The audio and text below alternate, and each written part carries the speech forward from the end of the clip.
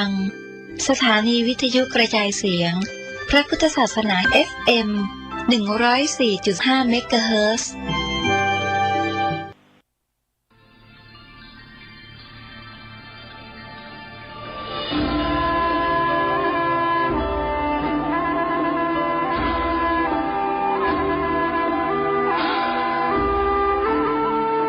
ครูบาขลังกองลวงดังบาติกสดสีประเพณีดีงามวัดสะปุงน้อยตำบลม่วงน้อยอำเภอป่าซางจังหวัดละปูนขอเชิญผู้ใจบุญทุกท่านร่วมทำบุญสุนตานงานใหญ่2 วาระหว่างวันศุกร์ที่26และวันเสาร์ที่27พฤษภาคม2566โดยมีกำหนดการดังต่อไปนี้วันศุกร์ที่26พฤษภาคมเวลา1 ทุ่มเป็นต้นไปประกอบพิธีพุทธาภิเษกเสกซ้อมย้อมยศสมเด็จองค์ปฐมต่างมหาจักรพรรดิทรงล้านนาพระประธานศาลาหอฉันอุดมสมสุขวัดสะปุงน้อยเวลา2 ทุ่มแสดงพระธรรมเทศนาอบรมสมโภชองค์พระประธานศาลาหอฉันอุดมสมสุขสมเด็จองค์ปฐมปางมหาจักรพรรดิล้านนาวันเสาร์ที่27พฤษภาคม2566เวลาตี 5ประกอบพิธีเบิกพระเนตรหรือไข่ตาพระเจ้าพระประธานศาลาหอฉันอุดมสมสุขครูบาท่านได้คำศาสนาเวลา9:39 นาทีพระสงฆ์พิธี30 รูปประกอบพิธีเจริญพระพุทธมนต์ในงานประเพณีส่งน้ำอธิธาตุและหูปเหมือนหลวงปู่ครูบาอ้ายอินทปัญโยอดีตเจ้าอาวาสวัดสะปุงน้อยเป็นสิ่งที่เรายึดถือบูชาภายในงานนี้มีมโหรสพสมโภชตลอดทั้งงานเช่นแห่ปืนเมืองประยุกต์คณะเพชรรุ่งนาตราชการประกวดฮ้องเพลงไทยลูกทุ่งแข่งขันประชันกองหลวงล้านนารำวงย้อนยุคและในงานนี้เชิญทุกท่านพบกับดารานักแสดงชื่อดังที่จะมาร่วมเป็นเกียรติภายในงานเช่นก๊อฟกันภักดีวิจิตรบูมภาคภูมิเก้าธานชนและดารานักแสดงทีมงานละครเรื่องเลือดเจ้าพระยาทางช่อง3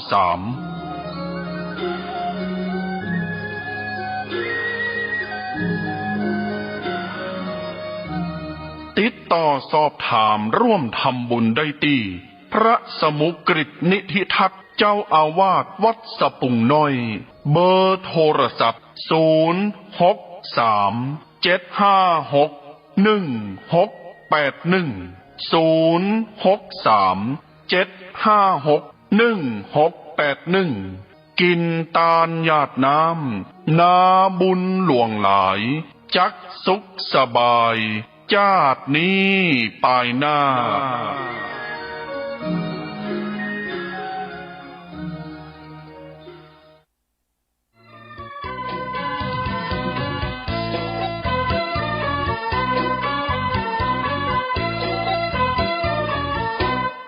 ขอเชิญชวนสาธุชนพี่น้องเตรียมข้าวเตรียมของมาตักบาตรทำบุญวิสาขาบูชาเอาศรัทธาหูคุณตักบาตรทำบุญถวายเป็นพุทธบูชาสัปดาห์วิสาขบูชาโลกรวมพลังพุทธบริษัททั้ง4ถวายมหาสังฆทานครั้งที่3ของอำเภอดอยหล่อตักบาตรพระสงฆ์สามเณร1,028 รูปถวายเป็นพุทธบูชา เนื่องในวันประสูติตรัสรู้ปรินิพพานของพระสัมมาสัมพุทธเจ้าทำบุญเมืองดอยหล่อครบ28 ปีเพื่อสถาปนาให้เป็นดอยหล่อพุทธนครอันรุ่งเรืองด้วยศีลธรรมและรวมพลังเจ้าพุทธทรงกำลังใจช่วยเหลือคณะสงฆ์323วัด4จังหวัดชายแดนภาคใต้ในวันอาทิตย์ที่28พฤษภาคมพุทธศักราช2566เวลา6 โมงเมื่อเจ้าณถนนมัชชิมาหรือทางสายกลางศูนย์ปฏิบัติธรรมดอยหล่อหมู่ที่7บ้านป่งจ้อซอย2ตำบลสันติสุขอำเภอดอยหล่อจังหวัดเจียงใหม่โดยมีพระครูสุนทรธรรมานุโยคเจ้าคณะอำเภอดอยหล่อเป็นประธานฝ่ายสงฆ์และคุณวาสนาบุญธรรมช่วยนายอำเภอดอยหล่อเป็นประธานฝ่ายคฤหัสถ์ติดต่อสอบถามรายละเอียดเพิ่มเติมได้ที่โทรศัพท์0818811866บ่ได้ลืมเตรียมข้าวสารอาหารแห้งนุ่งชุดขาวมาตักบาตรกันนักเน้อประสูติตรัสรู้และปรินิพพานคือความสำคัญของวันวิสาขบูชาเวียนมาบรรจบครบรอบกันแล้วนาพี่น้องศรัทธาชวนกันตักบาตรทำบุญ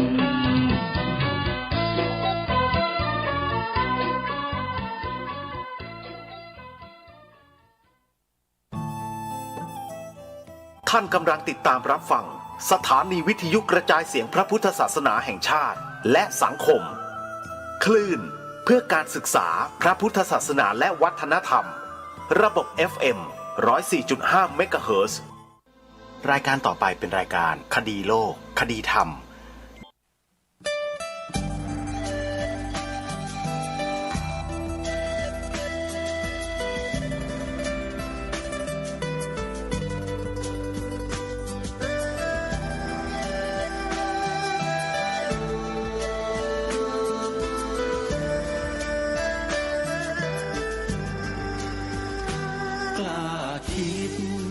ต้องกล้าทำอย่ากลัวถ้าทำความดีเร่งศึกษาปัญหาให้ทันท่วงทีเมืองไทยจะพัฒนากว่านี้รายการดีคดีโลกคดีธรรมขอรำพันบรรยายความคิดเครื่องหมายแห่งสีทั้งสามงามถนัดขาวคือบริสุทธิ์สีสวัสดิ์หมายพระไตรรัตน์และธรรมะคุ้มจิตไทยแดงคือโลหิตเราใสซึ่งยอมสละได้เพื่อรักษาชาติศาสนาน้ำเงินคือสีโสภาอันจอมประชาถ้าโปรดเป็นของส่วนองค์จักริ้วเข้าเป็นไตรรงค์จึงเป็นสีธงที่รักแห่งเราชาวไทยทหารอวตารนำไปยงยุทธวิชัยวิชิตก็ชูเกียรติสยาม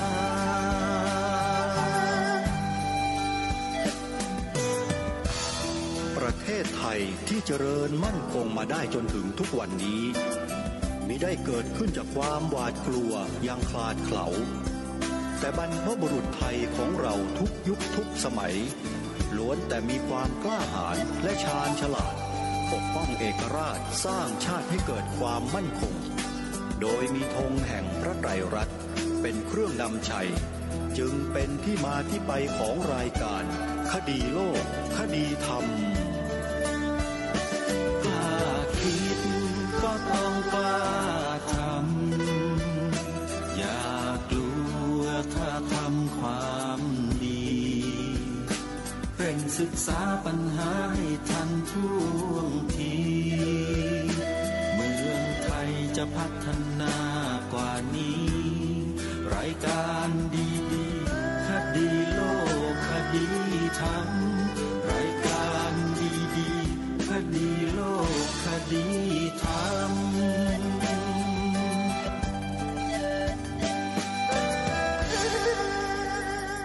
จำทุกวันจันทร์ถึงวันศุกร์และวันเสาร์อาทิตย์ท่านสะดวกคลื่นไหนก็ฟังคลื่นนั้นและถ้าจะให้สะดวกมากที่สุดฟังพร้อมๆกันมีอยู่หลายคลื่นรวมกันอยู่ในแอปพลิเคชันเดียวกันท่านสามารถดาวน์โหลดแอปพลิเคชันเพื่อรับฟังรายการดีๆของสถานีวิทยุพระพุทธศาสนาแห่งชาติต่างๆได้แล้วท่านก็สามารถดาวน์โหลดสถานีวิทยุในต่างจังหวัด17 สถานีอยู่ในแอปเดียวกันเลือกฟังได้โดยสะดวกมีแต่รายการธรรมะดีๆทั้งนั้นรายการคดีโลกคดีธรรมก็ได้ออกอากาศทางสถานีวิทยุที่อยู่ในแอปพลิเคชันนี้ในลำดับต้นๆตั้งแต่สถานีแรกวัดธรรมปัญญารามบางม่วง 8 โมงเช้าสถานีที่2วัดศรีอุดมวงศ์วัดฝายหิน 9 โมงเช้าวัดสวนป่าดอนยานางจังหวัดกาฬสินธุ์ 9 โมงเช้าออกพร้อมกันกับส่วนกลางคือคลื่นวัฒนธรรม 88.75 เมกะเฮิรตซ์ออก 9 โมงนะฮะ 10 โมงเช้าวัดป่าจริยธรรม 96.50 อำเภอนาด้วงจังหวัดเลยนะฮะนี่คือแอปพลิเคชันที่ออกอากาศทางอินเทอร์เน็ตตลอด 24 ชั่วโมงท่านสามารถดาวน์โหลดไว้บนมือถือของท่านได้แล้วท่านสาธุชนท่านผู้ฟังทุกท่านรายการคดีโลกคดีธรรมของเราได้อัญเชิญบทพระราชนิพนธ์เทศนาเสือป่ามาอ่านออกอากาศให้ท่านผู้ฟังได้ติดตามรับฟังกันไปจนจบบริบูรณ์เรียบร้อยไปแล้วแต่สิ่งที่เนื่องด้วยบทพระราชนิพนธ์เทศนาเสือป่าที่มีมาอยู่จนถึงทุกวันนี้ยังคงอยู่ตลอดไปและจะต้องอยู่กับประเทศไทยผืนแผ่นดินไทยของเราตลอดไปใครจะมาเปลี่ยนแปลงหรือว่าทำลายด้วยกรณีใดๆไม่ได้สิ่งนั้นคืออะไรสิ่งนั้นก็คือธงชาติไทยจริงๆแล้วชื่อที่ถูกต้องเรียกว่าธงไตรรงค์รงค์ตัวนี้รังคะตัวนี้แปลว่าสีไตรแปลว่าสามธงไตรรงค์ก็คือธงสามสีซึ่งองค์พระบาทสมเด็จพระมงกุฎเกล้าเจ้าอยู่หัวทรงสร้างขึ้นด้วยพระหัตถ์ของพระองค์เองท่านสาธุชนจำได้หรือไม่ว่าพระองค์ทรงมีแนวพระราชดำริอย่างไรในการที่พระองค์ทรงสร้างธงไตรรงค์เหตุการณ์มีอยู่ช่วงหนึ่งซึ่งเป็นเหตุการณ์ที่เกิดขึ้นระดับโลกเมื่อปีพระพุทธศักราช 2461 มีการเกิดสงครามโลกครั้งที่หนึ่งขึ้นพวกเราเนี่ยเกิดกันไม่ทันนะหรือว่าใครเกิดทันบ้างแล้วมีอายุยืนมาถึงตอนนี้ช่วยแจ้งบอกด้วยในระหว่างนั้นองค์พระบาทสมเด็จพระมงกุฎเกล้าเจ้าอยู่หัวหลังจากที่พระองค์ได้ทรงแสดงเทศนาเสือป่าจบลงเมื่อปีพระพุทธศักราช 2458 เข้าสู่ปีพระพุทธศักราช 2459 สงครามในแถบประเทศยุโรปได้ขยายตัวกว้างขวางมากยิ่งขึ้นพระองค์ท่านทรงติดตามสถานการณ์อย่างใกล้ชิดตลอดเวลาแล้วพระองค์ทรงทราบถึงสถานการณ์สภาพการของสงครามอย่างเด่นชัดว่าสงครามในครั้งนี้จะก่อให้เกิดอะไรขึ้นข้างหน้าและประเทศสยามหรือประเทศไทยของเราในฐานะที่เป็นสมาชิกของโลกใบนี้ประเทศหนึ่งจะตั้งตนตั้งตัวไว้อย่างไร ถึงจะดีที่สุดถ้าใครได้ฟังบทพิเศษกันพิเศษของพระองค์ท่านก็จะทราบดีว่าพระองค์ทรงตรัสว่าประเทศไทยเรานั้นควรจะดำรงตนให้อยู่ในลักษณะของความเป็นกลางไม่ดีใจไม่เสียใจในขณะที่ผู้ชนะหรือผู้แพ้สงครามเกิดขึ้นเราควรจะวางจิตของเราให้เป็นเมตตาเอาไว้ส่วนในเรื่องของสถานการณ์บ้านเมืองเดี๋ยวคอยฟังประกาศของทางการกันก็แล้วกันพระองค์ท่านตรัสแบบนี้และพอล่วงถึงปีพระพุทธศักราช 2461 ประเทศไทยในนามของรัฐบาลไทยได้ประกาศร่วมกับสัมพันธมิตรมีประเทศสหรัฐอเมริกาเป็นต้นร่วมทำสงครามกับประเทศเยอรมันคือประกาศสงครามโลกอย่างเด่นชัดมากอาตมาภาพนั่งวิเคราะห์อยู่ณที่นี้ถึงสถานการณ์ในตอนนั้นว่า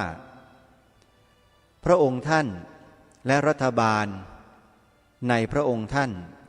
คงจะถูกคนทักท้วงอย่างมากมายมหาศาลผู้ที่ทักท้วงก็เกิดความไม่พอใจที่รัฐบาลของพระองค์ท่านประกาศสงครามโลกครั้งที่1ร่วมกับสัมพันธมิตรเป็นแน่แท้ซึ่งถ้าใครมีบันทึกในประวัติศาสตร์เรื่องนี้อยู่รายการคดีโลกคดีธรรมขอความกรุณาช่วยใส่บาตรให้อาตมาภาพสักนิดจะเป็นความกรุณาอย่างยิ่งเพราะเชื่อว่าสิ่งที่ตนเองวิเคราะห์นี้น่าจะมีส่วนที่เป็นไปได้อยู่บ้างไม่มากก็น้อยเป็นธรรมดาของโลกซึ่งจะทำอะไรอย่างใดอย่างหนึ่งที่เป็นเรื่องใหญ่ก็จะต้องมีผู้ทักท้วงมีผู้คัดค้านเป็นธรรมดาเป็นปกติกรณีของพระองค์ท่านและรัฐบาลของพระองค์ท่านก็เช่นเดียวกัน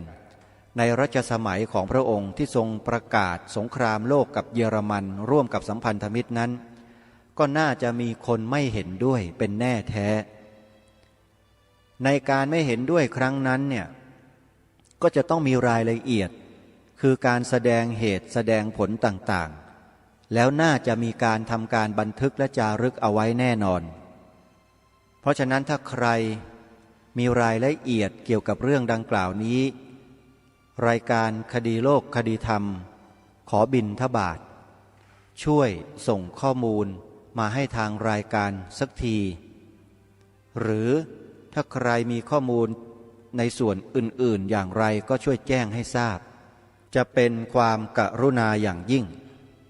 เพราะจะได้นำข้อมูลเหล่านั้นมาประกอบกับสิ่งที่พระองค์ได้ทรงถือปฏิบัติในเรื่องของการที่พระองค์ทรงสร้างธงไตรรงค์ให้กับประเทศชาติบ้านเมืองของเราจนถึงพวกเราทุกวันนี้ด้วยเมื่อพระองค์ได้ทรงประกาศสงครามโลกครั้งที่1ร่วมกับสัมพันธมิตรแล้วสิ่งหนึ่งที่พระองค์ได้ทรงกระทำก็คือการปรับปรุงรูปแบบของธงชาติเดิมทีเป็นธงพื้นแดงรูปช้างในรัชสมัยขององค์พระบาทสมเด็จพระจุลจอมเกล้าเจ้าอยู่หัวรัชกาลที่5นั้นรูปธงชาติเป็นผืนผ้าสีแดงและเป็นรูปช้างเผือกเปลือยหันหน้าเข้าหาเสาและพระองค์ท่านก็ให้ทรงเปลี่ยนแปลงทรงตราพระราชบัญญัติธงขึ้นนะฮะแล้วก็ทรงเปลี่ยนแปลงรูปแบบของธงให้เป็นพื้นสีแดงรูปช้างเผือกทรงเครื่องหันหน้าออกนอกเสาแก้เพิ่มเติมในพระราชบัญญัติธงรัตนโกสินทร์ศก129เมื่อวันที่21พฤศจิกายนพระพุทธศักราช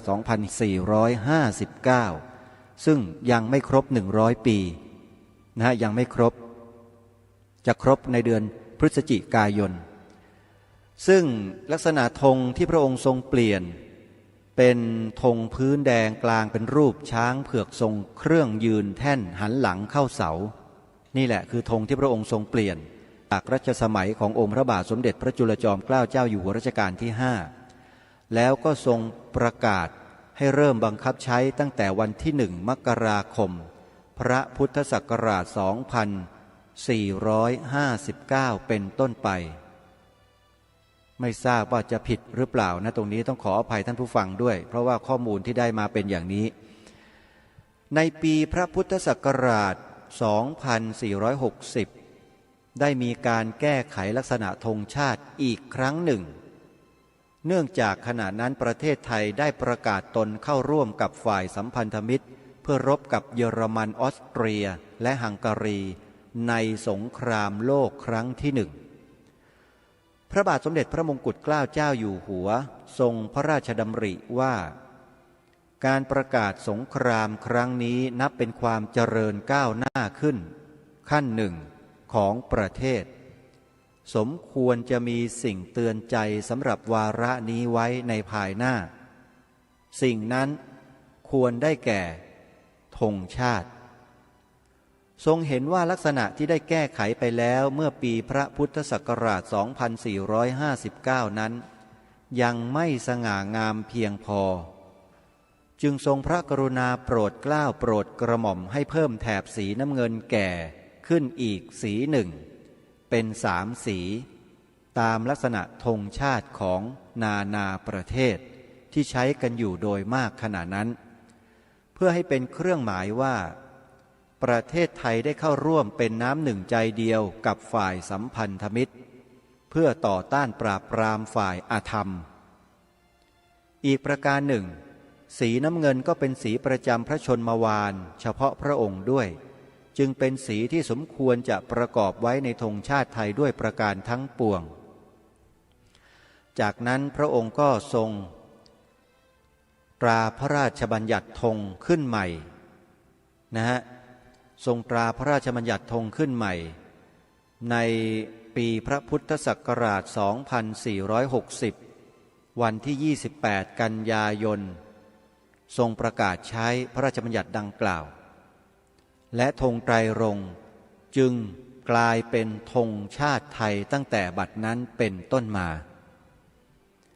และไม่ใช่เพียงเท่านั้นท่านสาธุชนพระองค์ได้พระราชทานความหมายธงไตรรงค์ไว้ให้แก่พวกเราด้วยซึ่งมีปรากฏอยู่ในหนังสือดุสิตสมิทธฉบับพิเศษหน้า 112ใครไปเปิดดูก็ได้พระองค์ท่านได้พระราชนิพนธ์ความหมายธงไตรรงค์ไว้ให้แก่ประเทศไทยของเราเป็นสิ่งที่คนไทยทุกคนต้องจดจำขอย้ำเป็นสิ่งที่คนไทยทุกคนต้องจดจำแล้วนำไปเผยแพร่ให้กับลูกหลานเยาวชนเด็กนักเรียนนักศึกษากันให้กว้างขวางเพราะสิ่งนี้เป็นสิ่งที่องค์บูรพมหากษัตริย์ได้ทรงสร้างขึ้นด้วยพระหัตถ์ของพระองค์เองด้วยน้ำพระราชฤทัยที่เสียสละอย่างสูงยิ่งของพระองค์ใครจะมาบิดเบือนทำลายเปลี่ยนแปลงของพระองค์ไปไม่ได้ไม่ว่ามันผู้นั้นจะเป็นใครก็แล้วแต่อย่างน้อยๆรายการคดีโลกคดีธรรมและสภาพุทธบริษัททั้งบ้านทั้งเมืองนี้ยอมไม่ได้ถือว่าเป็นพันธกิจหลักของพวกเราที่จะต้องช่วยกันปกปักรักษาปกป้องคุ้มครองสิ่งนี้เอาไว้ด้วยชีวิตเหมือนอย่างที่พระองค์ได้ทรงรักษาพระศาสนาของชาติก็คือศาสนาพุทธของพระองค์นั้นด้วยชีวิตเราต้องดำเนินรอยตามเบื้องพระยุคลบาทของพระองค์เท่านั้นแล้วไม่มีทางที่จะผิดคนที่มาต่อต้านคัดค้านนั่นแหละคือคนผิดการจดจำบทพระราชนิพนธ์ความหมายธงไตรรงค์นี้เป็นเรื่องที่สำคัญอย่างยิ่งยวดทำไมจึงกล้าพูดเช่นนี้ก็เพราะมันได้เกิดเหตุการณ์บิดเบือนความหมายธงไตรรงค์ของเราขึ้นมาแล้วครั้งแรก ที่ผู้ดำเนินรายการคืออัตมาภาพและกระผมได้เห็นหลักฐานและเก็บหลักฐานมาจนถึงวันนี้เนี่ยเกิดขึ้นเมื่อเดือนพฤศจิกายนปีพระพุทธศักราช 2547 เกิดขึ้นณพิพิธภัณฑ์สถานแห่งชาติพระนครหน่วยงานของรัฐได้จัดงานนิทรรศการธงสำคัญของชาติขึ้นที่นั่นแล้วได้มีโอกาสเข้าไปเยี่ยมชมแล้วก็ได้พบในสิ่งที่ปรารถนาคือ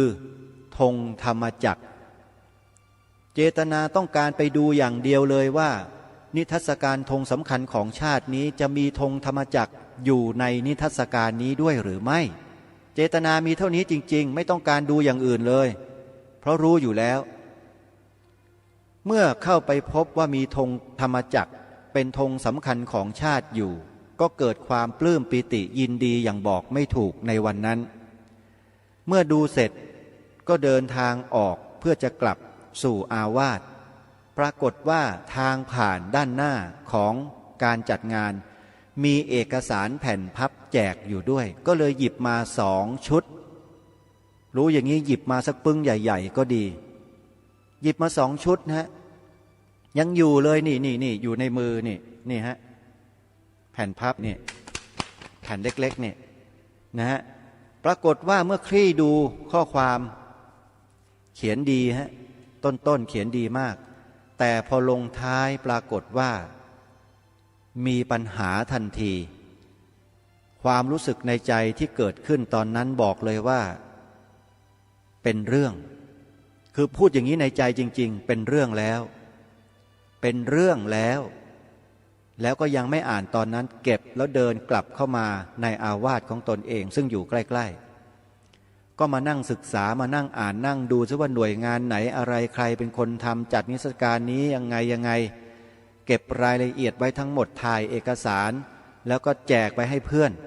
สหธรรมิกบางท่านที่ทำงานเกี่ยวกับเรื่องนี้ด้วยกันเก็บไว้เป็นหลักฐานอีกชิ้นหนึ่ง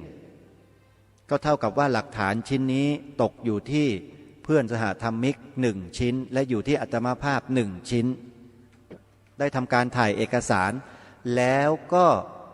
ถ่ายลงใน YouTube ในบทสัมภาษณ์ที่อาตมาภาพได้ให้สัมภาษณ์กับพิพิธภัณฑ์ธงชาติไทยไปแล้วที่อย่างที่บอกอยู่ใน YouTube ใครจะชมใครจะฟังรายละเอียดตรงนั้นและเห็นหลักฐานชัดเจนนะฮะก็เข้าไปดูได้โดยพิมพ์คำว่าธงชาติไทยพิมพ์คำว่าธงชาติไทยใน YouTube แล้ววิดีโอก็จะขึ้นมาเรียงกันยาวเลยลงข้างล่างให้เปิดไปหน้า2มันจะมีตัวเลขข้างล่างสุดนะฮะหน้า1หน้า2 3 4 5คลิปวิดีโอของอาตมาภาพที่อัปโหลดเอาไว้อยู่หน้า2เป็นรูปของพระท่านนายกรัฐมนตรีพลเอกประยุทธ์จันทร์โอชายืนถือธงชาติอยู่นั่นแหละคือคลิปที่อาตมาภาพให้สัมภาษณ์พิพิธภัณฑ์ธงชาติไทยเอาไว้แล้วท่านจะรู้ว่าเกิดอะไรขึ้นกับธงชาติไทยอันเป็นที่รักยิ่งของพวกเราถ้าท่านไม่ดูท่านก็จะไม่เข้าใจเพราะในนั้นมีหลักฐานด้วยเพราะอาตมาภาพได้โพสต์หลักฐานลงใน YouTube ในวิดีโอเอาไว้ให้ท่านดูด้วยคือประกอบหลักฐานไว้ชัด2 ส่วนงานที่กระทำการเช่นนี้ที่กระทำการเยี่ยงนี้ 1. หน่วยงานที่จัดงานนิทรรศการธงสำคัญของชาติที่พิพิธภัณฑ์สถานแห่งชาติพระนคร 2. หน่วยงานที่จัดทำหนังสือคู่มือธงไตรรงค์ธรรมรงค์ไทย 50,000 เล่มบวกอีก 20,000 เล่มแจกให้กับส่วนต่างๆของประเทศโดยเฉพาะสถาบันการศึกษาเพื่อหวังจะล้างสมองเด็กในส่วนข้อความที่บิดเบือนความหมายธงไตรรงค์ตรงนี้ซึ่งเป็นส่วนสำคัญหัวใจสำคัญนะฮะอย่างอื่นยังไม่สำคัญเท่าสิ่งนี้เพราะถ้าหากความหมายถูกบิดเบือนสัญลักษณ์ของประเทศถูกเปลี่ยนแปลงเมื่อไหร่ไม่ว่าจะหน่วยงานใดก็แล้วแต่นะฮะถ้าสัญลักษณ์ถูกเปลี่ยนแปลงเมื่อไหร่นั่นคือความเปลี่ยนแปลงได้เกิดขึ้นณสถานที่หรือหน่วยงานนั้นแล้วยกตัวอย่างที่ผ่านมาเช่นกทม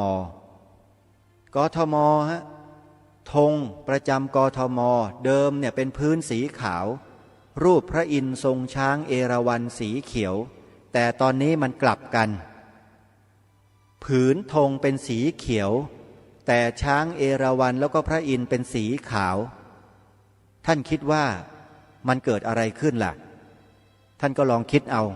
ง่ายๆการเปลี่ยนแปลงประเทศเขาเริ่มเปลี่ยนจากสัญลักษณ์ของประเทศก่อน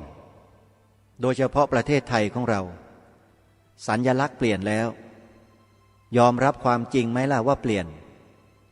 หลักฐานมันทนโทษอยู่หน้าศาลาว่าการกรุงเทพธงเขียวฮะเปลี่ยนหรือเปล่าญาติโยมชาวกทมทั้งหลายที่มีอายุอานามรุ่นเดียวกับอาตมาภาพเนี่ยโดยเฉพาะนิรันดรหูกลางที่อยู่บุคโลเนี่ยเป็นนักวิ่งนักกรีฑา 4x200 เมตรด้วยกันไปแข่งกันที่สนามสุพัชราไสยเมื่อปีพุทธศักราช 2524 ถ้าไม่ผิดนะฮะ 23-24 นี่แหละเดินพาเหรดถือธงประจำกทมเข้าสู่สนามกีฬาสนามสุขธงสีขาวชัดๆในสมัยนั้นปัจจุบันมันกลายพันธุ์เป็นสีเขียวไปแล้วเกิดขึ้นจากอำนาจของผู้บริหารกทมหรือว่าเกิดขึ้นจากอำนาจของผู้ที่อยู่ในสภากทมอันนี้ไม่ทราบจริงๆฮะแต่รู้อย่างเดียวว่ามันเปลี่ยน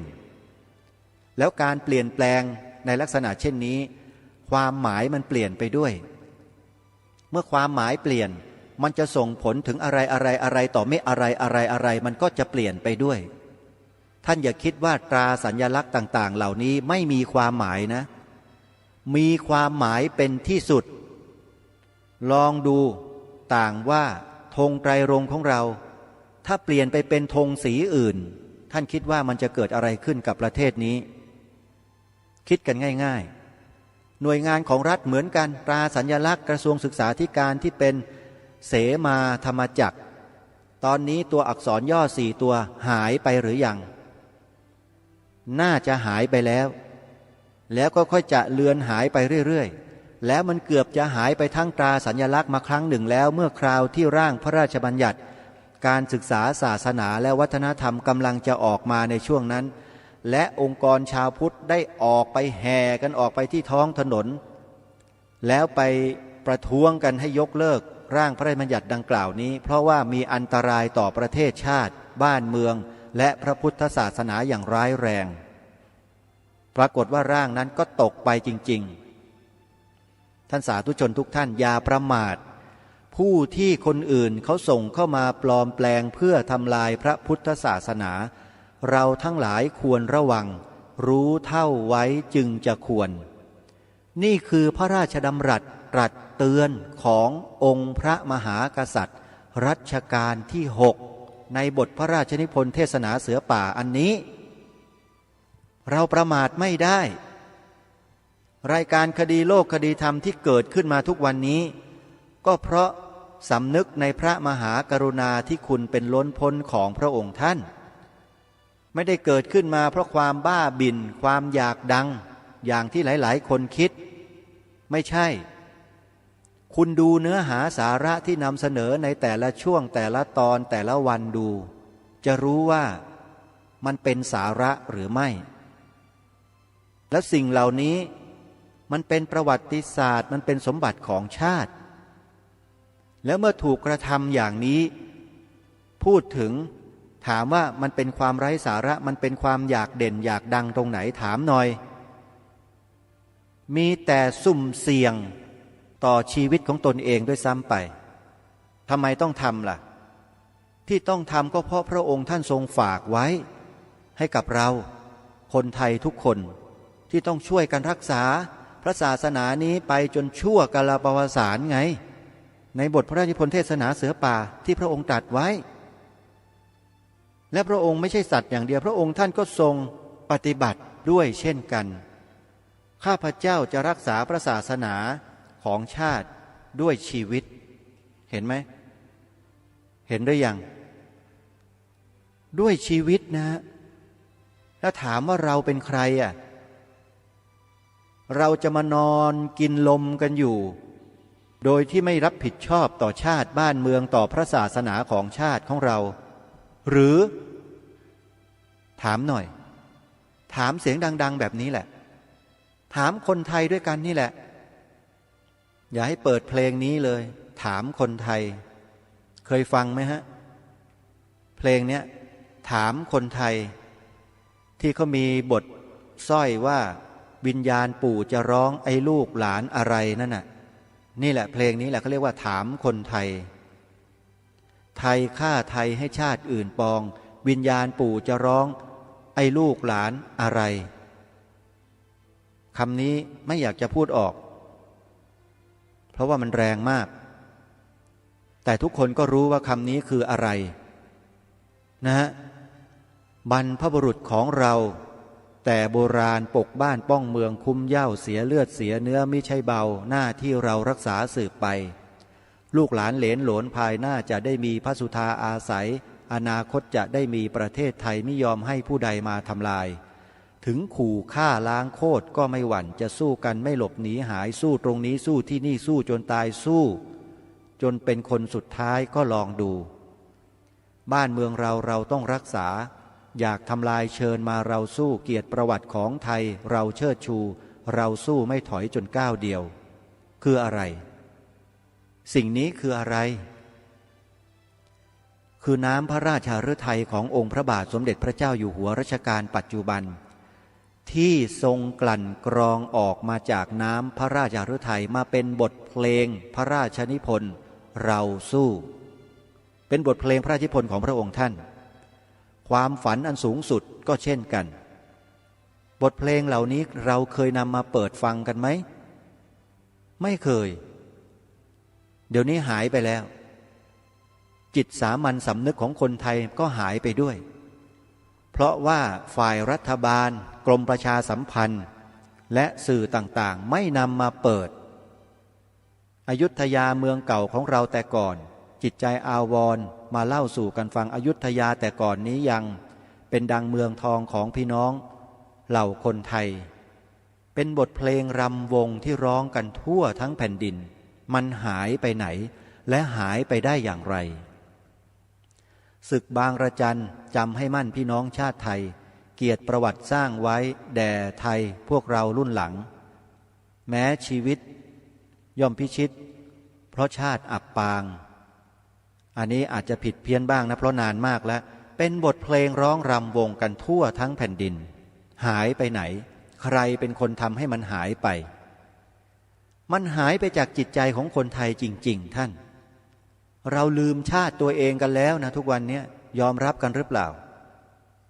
ไม่ได้เด็ดขาดจำเป็นที่รายการคดีโลกคดีธรรมต้องรื้อฟื้นจิตสำนึกของคนไทยกลับจึงต้องจัดรายการในลักษณะเช่นนี้ขึ้นแล้วรายการนี้เป็นรายการอนุรักษ์นิยมอนุรักษ์ความเป็นไทยตามแนวพระราชดำริขององค์พระบาทสมเด็จพระเจ้าอยู่หัวเรากำลังพากันดำเนินรอยตามเบื้องพระยุคลบาทขององค์บูรพมหากษัตริย์ไทยด้วยกันใครจะเดินออกนอกลู่นอกทางก็เชิญไม่ได้มีการบังคับเพราะเรื่องนี้เป็นเรื่องของจิตสามัญสำนึกท่านสามารถที่จะชี้วัดตัวท่านเองได้ว่าท่านมีสามัญสำนึกหรือไม่สำหรับรายการคดีโลกคดีธรรมและท่านผู้ฟังส่วนใหญ่ที่ฟังรายการนี้มาโดยตลอดมั่นใจว่าท่านมีจิตสำนึกเต็มร้อยรายการคดีโลกคดีธรรมขอตั้งปณิธานไว้ตลอดชีวิตนี้และชีวิตหน้าและทุกๆชีวิตทุกชาติทุกภพว่าจะขอทำหน้าที่ปกปักรักษาคุ้มครองพระพุทธศาสนาไว้ในชีวิตของตนเองและผู้อื่นให้ได้มากที่สุดจนกว่าจะสิ้นทุกข์นั่นก็คือถึงพระนิพพานไม่รู้ชีวิตนี้จะเกิดมาไม่รู้จะทำอะไร จะไปทำมาหากินร่ำรวยเหมือนคนอื่นมันก็ทำได้มันไม่ยากหรอกสติปัญญาความสามารถไหวพริบปฏิภาณศึกษาเรียนรู้ไม่นานเดี๋ยวมันก็เก่งแต่ถามว่าเรียนไปแล้วจะได้อะไรมันได้แต่ความโลภเพิ่มความโกรธเพิ่มความหลงเพิ่มมันจะมีประโยชน์อะไรกับความเป็นชีวิตที่เกิดมาพบกับพระพุทธศาสนาได้ศึกษาเล่าเรียนอย่างละเอียดลึกซึ้งได้ประพฤติปฏิบัติเจริญวิปัสสนากรรมฐานชีวิตนี้บอกได้เลยว่าคุ้มค่าสำหรับการเกิดมาในชาตินี้แล้วไม่มีสมบัติอะไรที่สำคัญเท่ากับสิ่งนี้แล้วสิ่งนี้คือสมบัติของมนุษย์โดยแท้ขอยืนยันแล้วขอยืนยันว่าจริงๆทรัพย์สินเงินทองที่ดินบ้านเรือนทรัพย์สมบัติทั้งหลายเงินทองเพชรนิลจินดาสารพัดสารเพตำแหน่งหน้าที่ยศถาบรรดาศักดิ์ท่านเอ้ยอย่าหลงไหลกันอยู่เลยมีแต่จะพาให้เรานั้นลงสู่อบายภูมิแทบจะทั้งสิ้นเลยเพราะสิ่งเหล่านั้นมันคือเหตุปัจจัยที่ทำให้จิตใจเราตกต่ำจริงๆฮะอิจฉาริษยากันด่าทอกันแก่งแย่งกันอะไรต่างๆสารพัดท่านว่าจริงไหมล่ะมันเป็นเหตุปัจจัยแห่งการได้มาซึ่งอบายภูมิทั้งนั้นพระพุทธองค์ตรัสว่าโลกียธรรมชีวิตของมนุษย์ผู้มีปัญญาแล้วเนี่ยจะต้องยกระดับจิตของตนเองเนี่ยให้อยู่เหนือโลกธรรมทั้งหลายเหล่านี้ให้ได้อยู่เหนือมันแต่ไม่ใช่หมายถึงว่าเหยียบย่ำทำลายนะอยู่เหนือคำว่าอยู่เหนือก็คือว่าใช้สิ่งเหล่านี้เนี่ยให้เป็นพาหนะเพื่อนำสิ่งที่ถูกที่ควรสิ่งที่เหมาะที่ควรให้นำศีลนำธรรมกลับมาคืนสู่สังคมอาศัยสิ่งเหล่านี้เพื่อทำสิ่งนี้อาศัยสิ่งนี้ทำสิ่งนี้ให้เกิดนี่คือมนุษย์ที่มีสติปัญญาเขาจะใช้สิ่งเหล่านี้ที่เป็นโลกธรรมเนี่ยมาสร้างศีลสร้างธรรมให้เกิดขึ้นในจิตใจของมวลมนุษยชาติให้มากที่สุดแต่ไม่ใช่ใช้ไปเพื่อแข่งแย่งชิงดีชิงเด่นอิจฉาริษยาอาฆาตพยาบาทกันไม่ใช่ถ้าใช้ไปในทางนั้นผิดหมดไม่ถูกจึงขอฝากท่านสาธุชนไว้ว่าจงมาร่วมแรงร่วมใจกันช่วยกันปกปักรักษาสมบัติของชาติที่องค์บูรพมหากษัตริยาธิราชเจ้าของพวกเราได้ทรงรักษามาไว้ให้แก่พวกเรานี้ต่อไปเถิดอย่าไปหลงระเริงสิ่งที่ไร้สาระทั้งหลายเหล่านั้นอยู่เลยชีวิตนี้มันน้อยนักน้อยมากอาตมาภาพอายุไม่เท่าไหร่เนี่ยยังเสียดายเวลาของชีวิตที่ผ่านมาเลยเสียดายมากและชีวิตที่เหลืออยู่ข้างหน้านี้ไม่หวังเลยเพราะว่าเราไม่รู้เหมือนกันว่าชีวิตเรานั้นจะดับลงเมื่อไหร่มันไม่มีนิมิตที่จะบอกแต่สิ่งในปัจจุบันที่เราทำนี้เรามีความมั่นอกมั่นใจในสิ่งที่เรากระทำและคำที่เราพูดให้มั่นใจว่าสิ่งเนี้ยที่เราทำเนี่ยไม่ผิดเป็นสิ่งที่ภาคภูมิใจที่สุดเรากำลังดำเนินรอยตามเบื้องพระยุคลบาทขององค์บูรพมหากษัตริย์ไทยของเราภูมิใจเราสบายใจตายไปก็ไม่เสียดายสังขารร่างกายที่เป็นดินน้ำไฟลมนี้เดี๋ยวมันก็ไปรวมกันใหม่เกิดขึ้นมาอีกเกิดมาก็ทำมันต่ออีกบำเพ็ญบารมีกันอย่างนี้เรื่อยไปเหมือนกับพระบรมโพธิสัตว์ทั้งหลายอย่าไปกังวลอะไรกันเล่าความตายความเกิดเนี่ยมันเกิดมันก็ต้องตายแล้วมันก็ต้องเกิดตราบใดที่ยังไม่บรรลุอรหัตตมรรคเนี่ยไม่มีทางท่านก็ยังเกิดอยู่ถึงแม้ว่าจะเป็นโสดาบันก็ยังไปเกิดอยู่แต่ไม่ไปเกิดดีหน่อยไปเกิดอยู่ในสุทธาวาสนู่นแล้วก็ไม่ลงมาแล้วนะถ้าตายจากโลกมนุษย์บรรลุตั้งแต่โลกมนุษย์ไปเนี่ยก็จะไปสำเร็จพระอรหันต์อยู่ข้างบนนู่นสุทธาวาสนู่นนะถ้าไม่เรียนมาเราก็จะไม่เข้าใจสิ่งเหล่านี้การเวียนว่ายตายเกิดก็ยังสงสัยกันอยู่นั่นน่ะมืดบอดกันอยู่ก็เพราะว่าโลกธรรมมันครอบงำเราอยู่เพราะฉะนั้นท่านสาธุชนมาช่วยกันทำสิ่งนี้นะไม่จำเป็นที่ท่านจะต้องมาบรรลุไม่ต้องมารู้อะไรกันมากหรอกรู้อย่างเดียวว่าพระพุทธศาสนามีประโยชน์ที่สุด ในโลกดีที่สุดในโลกแล้วช่วยกันมาทำให้พระพุทธศาสนาเจริญในจิตใจของผู้คนกันเถิดวันนี้เวลาของรายการหมดลงแล้วต้องขอสมมุติยุติไว้แต่เพียงเท่านี้พบกันใหม่ในวันต่อไปขอความสุขสวัสดีจงมีแด่ท่านสาธุชนผู้ฟังทุกท่านทุกคนเทินขอเจริญพร